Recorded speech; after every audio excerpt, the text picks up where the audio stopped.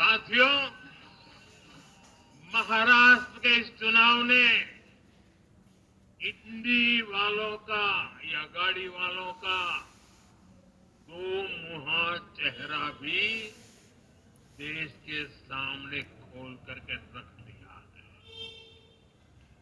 हम सब जानते हैं बाला साहब ठाकरे का इस देश के लिए, समाज के लिए बहुत बड़ा योगदान रहा है। कांग्रेस ने सत्ता के लालच में उनकी पार्टी के एक धड़े को साथ में तो ले लिया, तस्वीरें भी निकाल दी, लेकिन कांग्रेस का कोई नेता बाला साहब ठाकरे की नीतियों की कभी भी प्रशंसा नहीं कर सकती।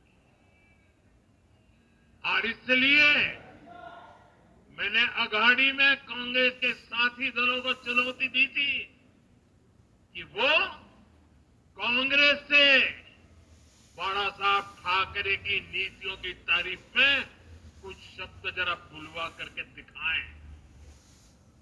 आज तक वो ये नहीं कर पाए।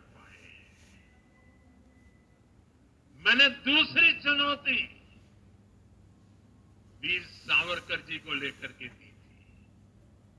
कांग्रेस के नेतृत्व ने लगातार पूरे देश में वीर सावरकर का अपमान किया, उन्हें गालियां दी है।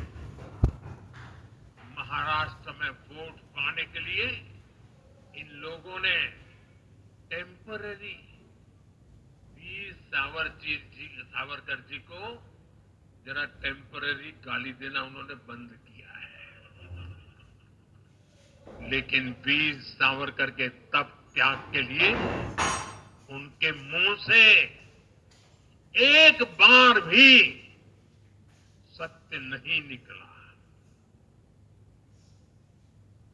और यही इनका दो मुहापन है।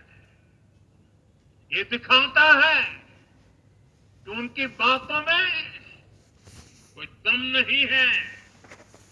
उनका मकसद सिर्फ और सिर्फ वीर सावरकर को बदनाम करना है। पार्टी की सारी जिम्मेदारी महाराष्ट्र में चूंकि एक प्रकार से भारतीय जनता पार्टी की सारी जिम्मेदारी महाराष्ट्र में एक लीडर के रूप में मेरे ऊपर थी, तो ये जो हमारा महाराष्ट्र में डिबैकल हुआ है या जो हमें एक प्रकार से हार मिली है, हमारी सीटें कम हुई है, इसकी पूरी जिम्मेदारी ये मेरी है। मैं इस जिम्मेदारी को स्वीकारता हूं। मैं भागने वाला आदमी तो हूं नहीं और जोरों से मैदान में उतरूंगा। मैं आधुनिक अभिमन्यु हूँ, चक्रव्यूह को भेदना जानता हूँ। हमने चक्रव्यूह को भेदा है। इस विजय में मेरा बहुत छोटा उसमें मैं समझता हूँ कि सहभाग है। एक ये हमारी जो पूरी टीम है, इस टीम ने इस विजय को लाया है। हम सब लोग एक साथ रहे, एक साथ मिलकर हमने ये काम किया। इसलिए मैं ऐसा मानता हूँ कि इस एकता का ये विजय है। जो हमारी महायुति थी, अभेद्य इस प्रकार की महायुति थी, महायुति का ये विजय है, ऐसा मैं मानता हूँ।